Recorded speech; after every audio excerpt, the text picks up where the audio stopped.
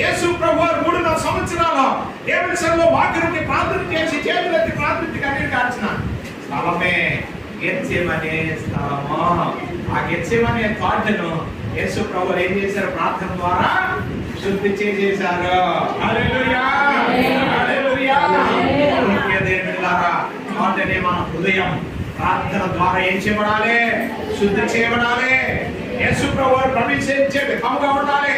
యేసు ప్రభువారు మనలోకి వచ్చి ఆ పరిశుద్ధాత్మ ద్వారా నివాసం చేసే విధానంలో ఉండాలి. అంటే మన తోటనే హృదయం, మన తోటనే మన జీవితం, మన తోటనే మన భవిష్యత్తు, మన తోటనే మన ఆలోచనలు, మన తోటనే మన నడక పడక ఎలా ఉండాలంటే ప్రార్థనతో శుద్ధి చేయబడాలి. హల్లెలూయా, హల్లెలూయా. ప్రార్థన ఏం చేస్తుంది? ప్రార్థన ప్రతి అవసరతను తీరుస్తుంది. ప్రార్థన పరిశుద్ధపరుస్తుంది. ప్రార్థన శుద్ధులుగా చేస్తుంది. ప్రార్థన అవసరం. ప్రార్థన ప్రార్థన ప్రార్థన. ఎన్నిసార్లు ప్రార్థన? ఎన్నిసార్లైనా ప్రార్థన చేయాలి. ఎన్నిసార్లైనా ప్రార్థన చేయాలి. నీవు దాహం వేస్తే ఎన్నిసార్లైనా తాగుతావు.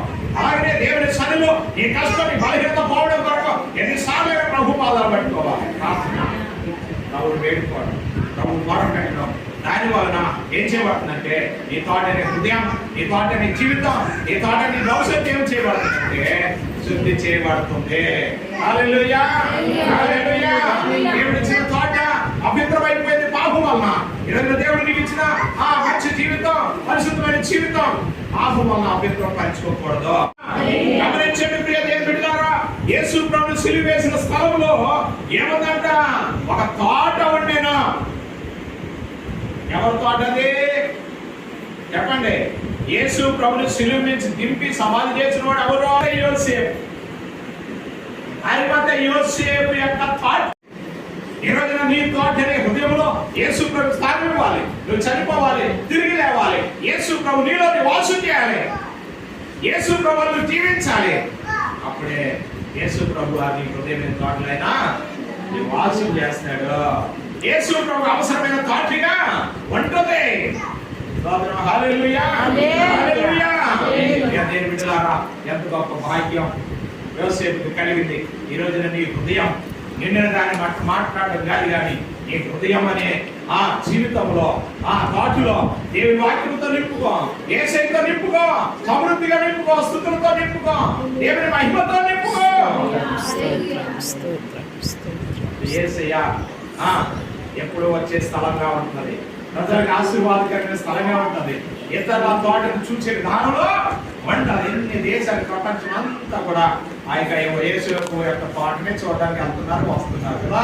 1,20,000, 1,30,000 అవుతుంది వెళ్ళి రావడానికి. అంత దూరం వెళ్ళడానికి ఆ యొక్క యోసేపు సమాధి అనగా యేసు ప్రభుని సమాధి చేసిన స్థలాన్ని చూడడానికి. నీవు ప్రియ దేవులారా, నీ హృదయం అనే తోట యేసు ప్రభువుకు అవసరమైన విధానంలో ఉండాలి. ఏం పెడుతున్నా నీ హృదయంలో? చెత్త చెదారం ఏదేదో పెట్టుకుంటావు, కానీ యేసయ్యకి స్థానం ఇస్తున్నావా? యేసయ్య నివాసం చేసే స్థలముగా ఉందా? ఒకవేళ కుర్రోడు చనిపోయాడు, 12 సంవత్సరాల అమ్మాయి చనిపోయింది, అందరూ ఏడుస్తా ఉన్నారు, శతాధిపతి కుమార్తె. ఎందుకు యేసు ప్రభువును బాధ పెడుతున్నావు అంటే అప్పుడు యేసు ప్రభు అన్నాడు, నీవు నేను నమ్మకం ఉంచు అన్నాడు. యేసు ప్రభువుకి వెళ్ళేమన్నాడు? స్థలం ఇవ్వండి, నాకు చోటు ఇవ్వండి, నేను వాడుకోవడానికి నాకు స్థలం ఇవ్వండి. వెంటనే యేసు ప్రభు వాడుకు వెళ్ళారు. యేసు ప్రభు చోటు ఇచ్చారట. హల్లెలూయా. ఎందుకు యేసు ప్రభు బాధ పెడుతున్నావు గురువు గారిని? ఆయన ఏం చెప్తారు? చచ్చిపోయాక అన్నవాళ్ళు స్థలం ఇవ్వండి నాకు అనగానే గబగబా ఖాళీ చేసి స్థలం ఇచ్చారు. గబగబా వాడుకు వెళ్ళాడు యేసు ప్రభు వారు. ఏం చేశారు? తల్లి తాకినే కుమారే లేగో అని చెప్పాడంటే వెంటనే చనిపోయిన అమ్మాయి లేచి నిలబడింది. స్తోత్రం, హల్లెలూయా. యేసు ప్రభు వారు నీ తోటలో ప్రవేశిస్తే నీకు రోగం వచ్చినా, మరణం వచ్చినా, శోధన వచ్చినా, అప్పు వచ్చినా, ఇబ్బంది వచ్చినా, ఏది వచ్చినా దాని నుండి విడుదల కలుగుతాది. హల్లెలూయా. యేసయ్యకిచ్చిన నీ తోటనే హృదయం ఎప్పుడు వెలుగుతో నింపబడి ఉంటుంది. ఎప్పుడు దేవుని కొరకు వాడబడే స్థలంగా ఉంటుంది. ఏ ప్రభు కోరుకుంటున్నాను నీలో నుంచి వెలిగినే పరమగీతాలు 4:12 పరమగీతాలు 4:16 చూస్తే ప్రియుని కొరకు ఒక తోట సిద్ధపరిచిందన్న ప్రియురాలు. ఏం సిద్ధపరిచింది? తోట. ఒక తోట సిద్ధపరిచిందంట. ఎవరి కొరకు? ప్రియుని కొరకు. ప్రియుని కొరకు హల్లెలూయా. హల్లెలూయా. ప్రియుడెవరు? యేసు ప్రభు. యేసు ప్రభు. సాధారణ యేసు ప్రభు. చేసుకోండి. నీ ప్రియుడు నా ప్రియుడు ఒక్కడే, ఆయనే ప్రభు అని యేసుక్రీస్తు వారు. హల్లెలూయా. హల్లెలూయా. ప్రియుడు కొరకు పురుషులైనా స్త్రీలైనా పిల్లలైనా పెద్దలైనా ఏమి చేయాలి? హృదయం అనేది శుభ్రం చేస్తాం. ఆ ప్రియుడి కొరకు సిద్ధపరచాలి. హల్లెలూయా. యేసు ప్రభు వారి పెళ్లి కుమారుడిగా ఆ ప్రియుడు రాబోతున్నాడు. ప్రియురాలుగా సిద్ధపడే నీ హృదయం అనే తోటను సిద్ధపరిస్తే యేసు ప్రభు వారు వస్తున్నారు. ఎందుకో తెలిసిన నీ హృదయంలో నివాసం చేయడానికి, ఎందుకో తెలిసిన నేను వివాహం చేసుకోవడానికి, ఎందుకో తెలిసిన నిన్ను చూడడానికి, ఎందుకో తెలిసిన నీ కొరకు కట్టిన ఆ యొక్క గృహంలోనికి నేను తీసుకెళ్ళడానికి అది మరలా తిరిగి రాబోతున్నాడు ప్రియుడిగా. ఆ ప్రియుడు కొరకు ప్రియురాలుగా నువ్వు సిద్ధపడి ఉండేవు. ఆయన కొరకు నీ తోటనే హృదయాన్ని సిద్ధపరచు. ఆ హృదయమైన తోటలోకి వస్తాడు. కానీ అందమైన మందిరం కట్టేసి అందమైన వృక్షాలు వేసేసి పెద్ద తోట వేసేసినంత మాత్రాన యేసు ప్రభు అక్కడికి రావడం. హల్లెలూయా. హల్లెలూయా. ఎక్కడికి వస్తాడు? హృదయం అనే తోటలోనికి. హృదయం అనే తోటలోకి వస్తాడు. హృదయం కానీ సరి లేకుండా నీలోనికి ఎప్పుడు యేసయ్యా రాలేడు. కనుక నేను రోజున ప్రార్థన ద్వారా శుద్ధి చేసుకుని హృదయాన్ని, అంతేకాదు యేసు ప్రభు కొరకు ఇష్టమైన తోటగా మార్చుకో. ప్రియుడు వచ్చి నీలో నివాసం చేసే తోటగా చేసుకో. పాపము ద్వారా నెట్టివేయబడిన హృదయం లేక తోటలాగా నీ జీవితం ఉండకూడదు. దేవునికి ఇష్టమైన తోటలాగా ఉండాలి. యజమాని వచ్చాడో ఏం చేశాడో? అందరినీ కొట్టాడో లేక చంపుకుంటాడో తన తోటని స్వాధీనం చేసుకున్నాడు.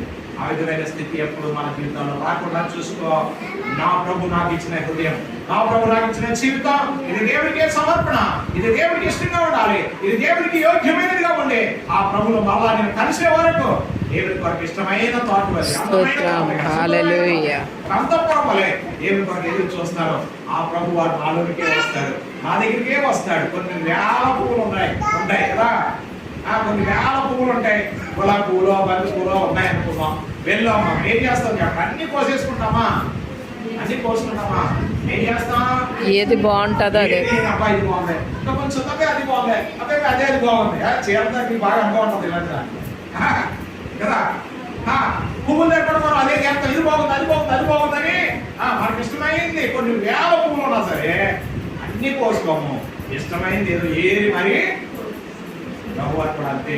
నీ హృదయం ఎంత అంతఃపురం లాగా, ఒక తోటలాగా అందముగా స్వరూపంగా పరిశుద్ధ అలంకారంతో అలంకరింపబడే ప్రభు కొరకు ఎదురు చూస్తే ప్రభు వారు నా కుమారే నా కుమారుడా నేను నీ కొరకు వచ్చాను రా, ఇదిగో నేను ప్రియుడిగా వచ్చాను, నీ ప్రియురాలుగా రాళ్ళ దగ్గరికి ఇద్దరం కలిసి ఉందాం, ఇద్దరం కలిసి పెళ్లి చేసుకుందాం. అంటే పెళ్ళంటే కలిసి ఉందాం, సంతోషిద్దాం, ఆనందిద్దాం. ఇదిగో నీ కొరకు సిద్ధపరిచిన రాజ్యంలో ఇది నీ కొరకు రా, మన ఇద్దరం కలిసి ఆనందిద్దామని ప్రభు వారు మన ఆత్మతో చెప్పే రోజు రాబోతుంది, దగ్గరగా ఉంది. సిద్ధపడి ప్రభు వారికి ఎదురు చూద్దాం. ఎటువంటి పాపము లేకుండా ఆదామనే దేవుడు నెట్టివేసే స్థితిలోనికి దిగదారిపోక దేవుని కొరకు ఇష్టమైన యోసేపు తోట వలె, గెచ్చమైన తోట వలె మన జీవితాన్ని ప్రియుడు వచ్చే విధముగా మనం అలంకరించుకుని పరిశుద్ధంగా జీవితం అటువంటి జీవితాన్ని ప్రభు అందరికీ అనుగ్రహించును గాక. ఆమేన్.